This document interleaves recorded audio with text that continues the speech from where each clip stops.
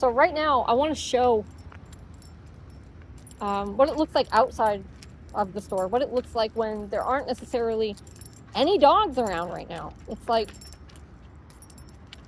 pay attention to the heel, right? He has to pay attention in the heel. So right here, if he gets a step ahead of me, there's stim, and there's stim at a motivating level, right? So what does that mean? It means I'm not necessarily trying to light him up like a firework, but it's going to be uncomfortable. It's going to be uncomfortable enough that he respects it, he responds to it, and he starts to adjust his behavior so I don't have to keep nagging him.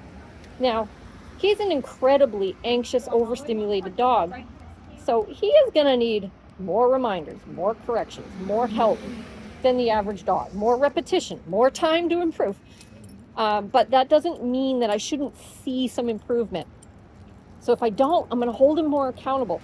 Now, when I turn right there, there's stim, right? Why? He didn't turn with me. Okay, I'm not going to wait for him.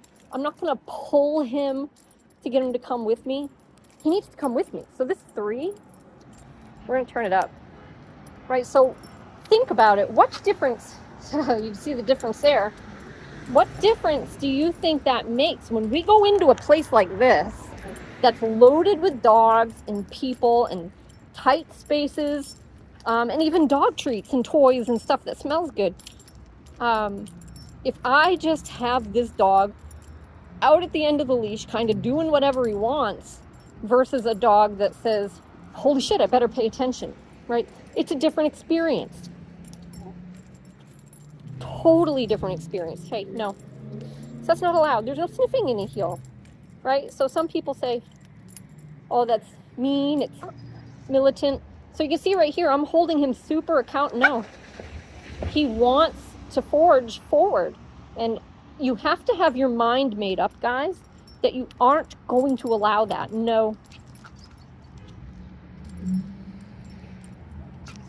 Right? So I can keep screwing around on a 3, 4, 5 and not get this cleaned up, right? And then we go into a place like this and he goes, whatever, right? I'm not paying attention to you because there's no reason to. I'm paying attention to all this other stuff.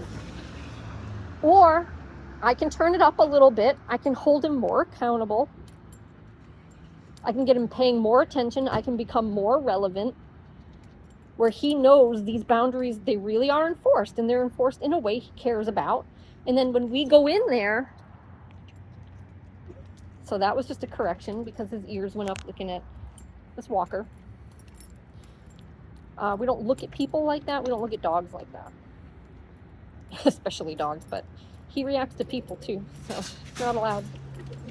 We're going to have a different experience. Everything's going to be easier because you have a dog that knows, I have to do this. I have to pay attention to the boundaries. I have to pay attention to my handler.